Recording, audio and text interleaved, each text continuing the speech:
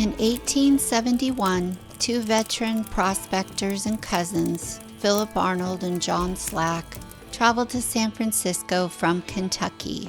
Philip was roughly 41 years old at the time. He was from Elizabethtown, Kentucky. Philip was a smooth talker. He was chatty and theatrical with his words. He was a poorly educated hatter's apprentice, and early on he enlisted to serve in the Mexican-American War. He then traveled to California as part of the gold rush of 1849, where he met with some success. He was able to return to his native home of Kentucky, buy a farm, get married, and start a family. By 1870, he had returned to the West to take a job as a miner and a prospector. His cousin John was born and raised in Kentucky as well. He was around 51 years old when the duo arrived in San Francisco. He was much quieter than Philip and more reserved. He was Philip's brooding sidekick, the strong and silent type, but nervous, fidgety, and more reluctant as he mumbled his words. They said the West was a land of dreams, where the earth split wide open to release its secrets, and where men chased those secrets until their boots wore thin. Philip and John walked into San Francisco that February night, carrying a secret that set the whole damn world ablaze. They carried an air of mystery when they arrived in town. It was a chilly February evening in 1871. San Francisco's waterfront was cloaked in fog. The gas lamps flickered along Montgomery Creek. The Bank of California loomed up ahead, and it was a grand marble fortress of wealth. The day's business was winding down, but the front doors were still opened for business, and inside, the air smelled of ink, polished wood, and nervous ambition. The teller was a wiry man with spectacles perched on the bridge of his nose. He was tallying the day's deposits when the heavy oak doors creaked open. The teller looked up and was a bit surprised by the two unusual characters who were entering. They were not your average bankers or merchants. Philip and John looked as though they had tumbled off the backside of a mountain.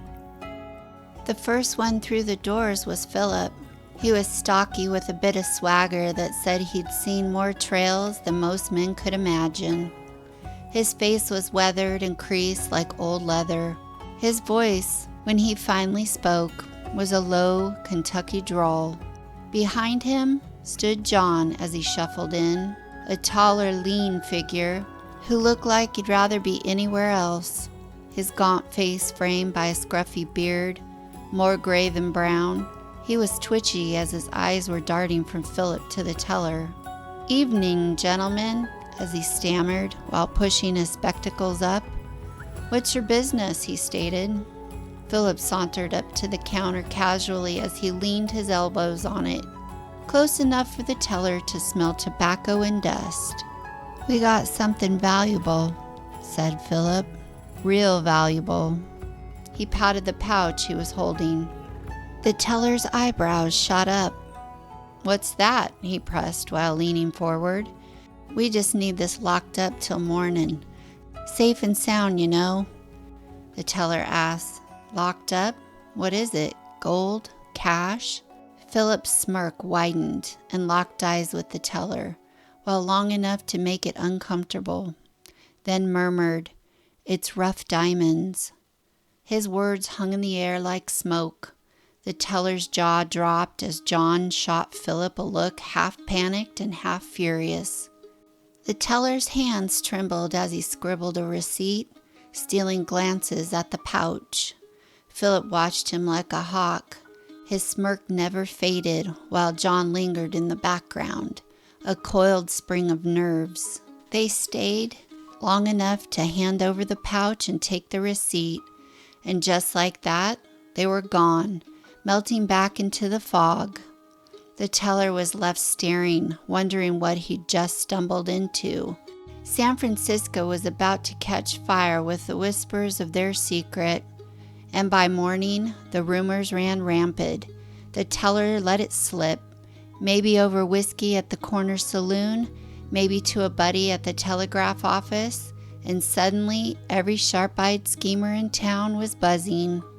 The story grew legs. Gossip around town was that of diamonds. They were found by two grubby prospectors. They're from Indian territory. They're worth a fortune. Diamonds are the next big thing after gold. It was like tossing meat to a pack of wolves. And who was the hungriest wolf of all? William Chapman Ralston, the founder of the Bank of California. He was born in Wellsville, Ohio. His riches derived from Nevada's Comstock lode. It paid off for Ralston. He became one of the richest and most powerful men in California. He was known for having a nothing is impossible attitude. He built bridges, railroads, and a reputation as the West Coast money king. When he caught wind of the pouch filled with diamonds, he sent for Philip and John immediately. The cousins were summoned like schoolboys to the principal's office. Ralston was behind his desk, polished and impatient.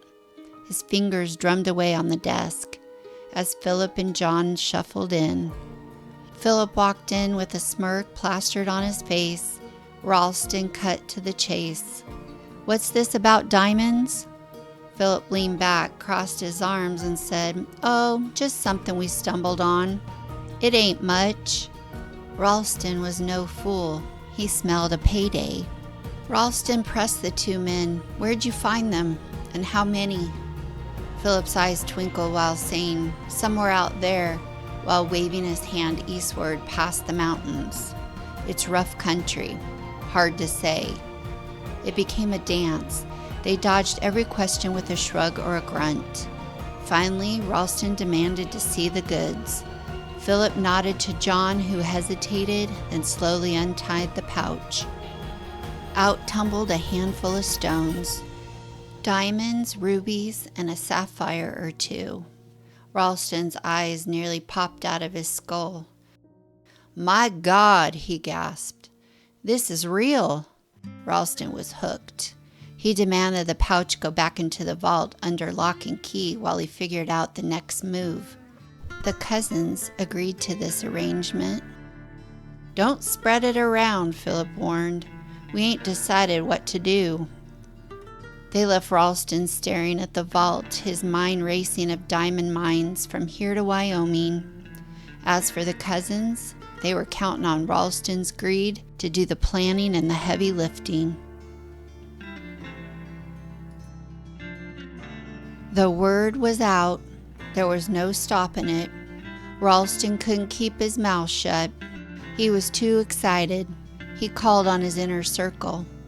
General George S. Dodge, Horace Greeley, an American newspaper editor and publisher, Ashbury Harpending, a financier and adventurer, George McClellan, an American military officer and politician, Charles Tiffany of Tiffany and Company.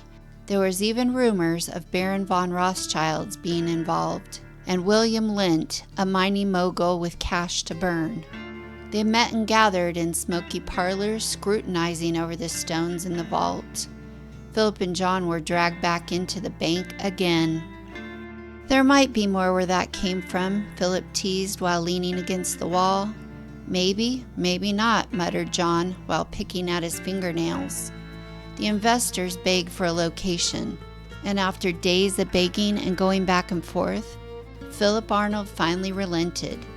All right, but you gotta keep it quiet." It was late spring of 1872.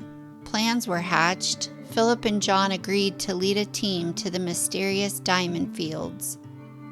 William Ralston had diamond fever in full swing as he gathered a posse of heavy hitters. They included a top-notch mining engineer named Henry Janin. They had cash, maps, and stars in their eyes. Ralston was dreaming of a diamond empire while investors were writing checks. They boarded a Union Pacific train in St. Louis and headed for Rawlins, Wyoming, in anticipation of what the future would bring.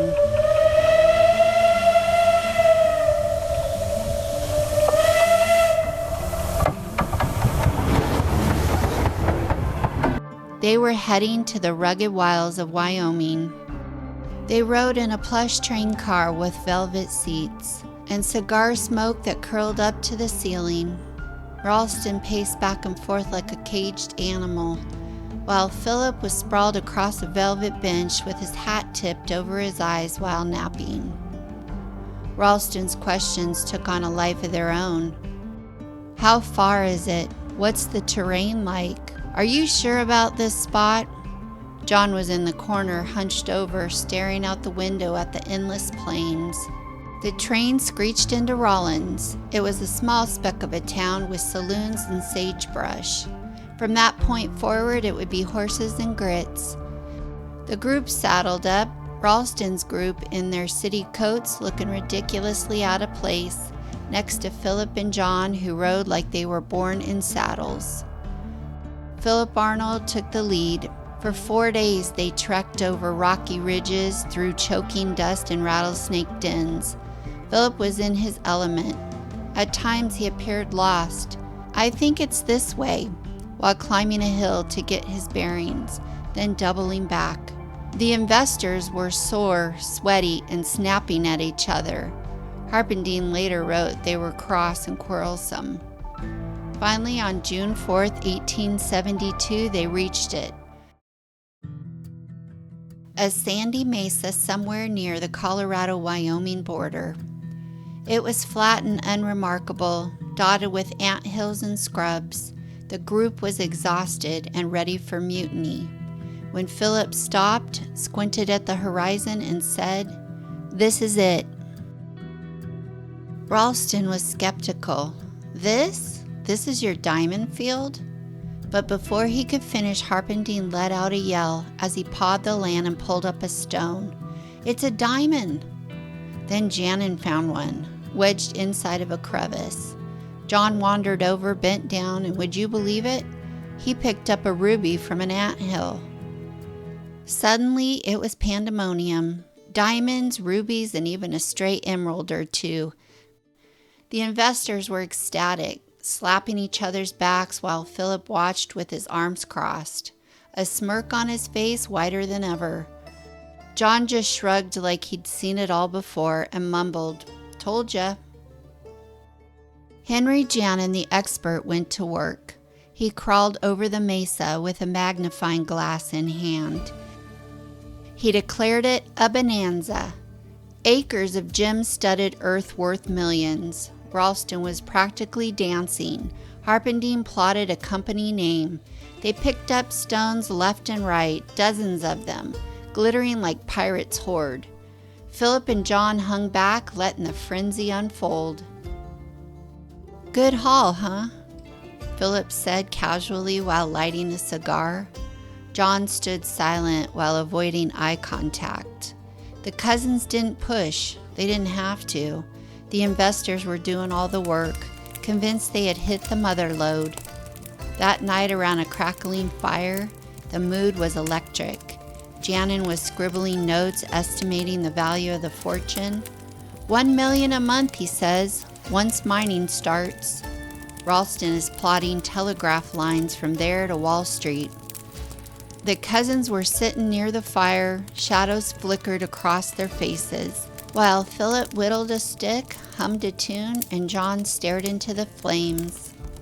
Suddenly, Lent looked across at the cousins and asked, "How did you find this place?" Philip said, "Oh, poking around. Lucky, mostly." Over the next few days, the group was knee-deep in what they believed was the find of the century. Diamonds, rubies, and emeralds sparkled like a treasure map coming to life. Philip and John were hanging back, watching the madness unfold.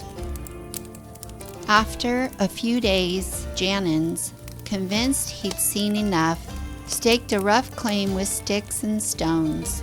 They decided it was time to return to San Francisco.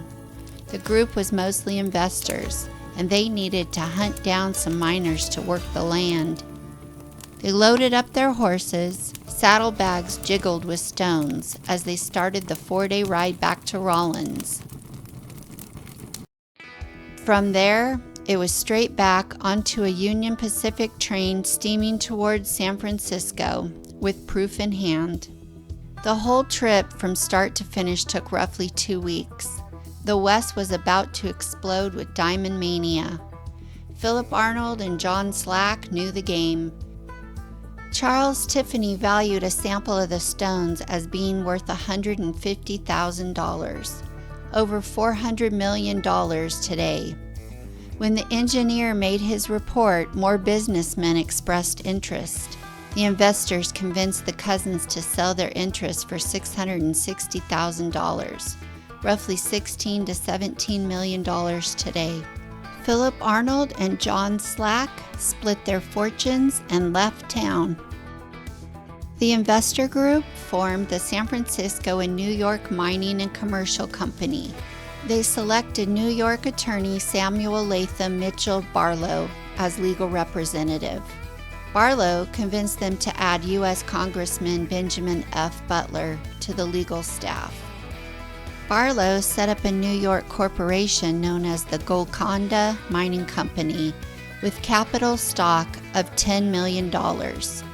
And Butler was given 1,000 shares for amending the General Mining Act of 1872 to include the terms valuable mineral deposits in order to allow legal mining claims in the diamond fields. The U.S. Attorney General, George H. Williams, issued an opinion on August 31, 1872, specifically stating that the terms valuable mineral deposits included diamonds. Today, the site is called Diamond Peak in the remote northwest corner of the Colorado Territory. Philip and John had pulled off the con of a lifetime with $660,000 in their pockets, a fake diamond field in Wyoming, and the San Francisco elite eating out of their hands.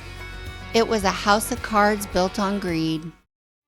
The project was soaring until a 30-year-old geologist named Clarence King stepped into the picture.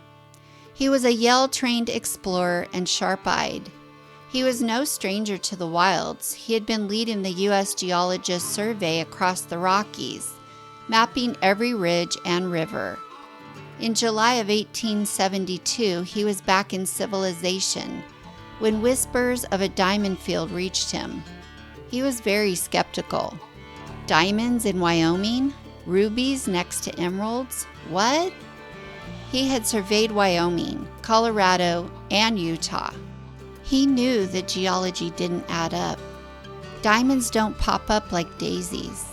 They are forged deep underground, in volcano pipes, not scattered across a mesa. So King dug into the rumors. He read Janin's glowing report. He read about the gems in anthills, and his gut screamed, fraud. By October of 1872, King was on the hunt. He grabbed his survey team members, Ferdinand Hayden and Samuel Emmons. They headed out from Fort Bridger, Wyoming. They rode hard while tracing the vague trail. King had Janin's coordinates. He was relentless. Days turned to a grueling week, dodging storms, but on October 20th, they hit the spot. The same sandy mesa where the investors struck it rich. The air was crisp and the stakes were high. King dismounted his horse and prowled around. At first, it was just as the investors had described, gems glistening in the sunlight. He found diamonds wedged in the rock, a ruby half buried near anthills. His team spread out, picking up stones, and just for a minute, he thought he was wrong. Maybe this is real. But he wasn't buying it. At one point, he squatted down, pulled out a magnifying glass, and peered at a diamond. Then he froze. It's cut. A tiny polished facet. The work of a jeweler, not nature. He checked another, then a ruby. The same deal. They aren't raw. They've been tampered with, and he never found stones below the surface. There was no veins, no deposits, just a thin layer of planted fakes. King's mind was racing while he paced the site, piecing it together. That's not geology, that's staging. Nature doesn't mix gems like a fruit salad. Then he found the clincher. It was a diamond with a drill mark, like it had been set in a ring and popped out. This isn't a mine, it's a theater set. The cousins didn't strike it rich. They sprinkled low-grade stones, probably cheap ones from Europe. His team combed the site for 2 days, from October 20th to the 22nd, collecting evidence and mapping the scam. By the end, he had a sack of fake gems and a story that would sink a fortune. King knew time was ticking. Investors were about to lose millions. By October 23rd, he was back on horseback, riding towards the nearest telegraph station in Green River, Wyoming. His message to Ralston was short and brutal. Your diamond field's a fraud. Stop everything. He followed it with a letter to the San Francisco Chronicle, laying it all out. Cut diamonds, planted stones, a con so bold, it was almost genius. Back in San Francisco, the telegram landed like a bomb. Ralston in his office, sweating like bullets. Harpending was cursing. Janin was humiliated. He staked his reputation on it. On November 25th, 1872, King's expose hit the newspapers and the diamond dream was shattered. The company's collapsed shares tanked and the investors were left holding a bag of worthless rocks. Philip and John slipped the noose, leaving Ralston to clean up the mess. Ralston refunded some of the losses out of his own pocket, but his pride was toast. King was the man of the hour, the hero of this tale, a geologist turned detective who saved the West from its own greed. All eyes turned to the Kentucky cousins for the scam that fooled tycoons from Tiffany to Rothschild. Did these slick con artists face the music or ride into the sunset? Let's find out. Back in San Francisco, the fallout was ugly. Even Ralston's bank took a hit and investors were howling for blood. Lawyers circled the vultures. They had proof of the fraud, but there was a hitch. The cousins were long gone. But the first to surface was Philip. He was back in Elizabeth, Kentucky. He was on his 500-acre farm, large brick home with thoroughbred horses and a stake in the local bank. He was living like a king. But Ralston and his partners wouldn't let it go. In early 1873, they slapped Philip with a civil lawsuit for damages totaling $600,000, claiming fraud. They couldn't catch John. He was a ghost at the time. Philip was a sitting duck. Philip chose to fight back. He wasn't a fool. He hired a lawyer and played the poor prospector card, swearing he believed the field was real. Meanwhile, Ralston was desperate. His Bank of California was wobbling and he needed to win. The case dragged on, and in 1874, they settled out of court. Philip forked over $150,000. It was peanuts compared to the $660,000 he was paid, and no criminal charges would stick. Fraud was tricky to prove beyond a civil suit, and Kentucky was not keen on extraditing one of their own to California, so Philip dodged the gallows and jail. He was never tried criminally. He settled into his Kentucky life, but the past caught up with him in a different way. In 1878, he was tangled in a feud with a rival banker. Some said it was old diamond grudges, and some said it was just bad blood. A shotgun ripped through him, shattering his arm and his chest. He survived the wounds but caught pneumonia and died in 1879 at the age of 49. His estate was still worth quite a bit, and his family buried him in Elizabethtown. So what happened to John Slack? He was the real mystery. The best guess comes from historian Bruce Woodward's Diamonds in the Salt. Slack surfaced in St. Louis by 1874, running a casket-making business. He was living low, no flash, no fame, just a bearded guy hammering coffins. By the 1880s, he was in White Oaks, New Mexico, still an undertaker and still alone. He died there in 1896 at the age of 76, leaving behind $1,600. It was chump change compared to Phillips Hall. John slipped through history's fingers, a silent partner to the end. The West was a con man's paradise. They pulled off one of the boldest scams ever.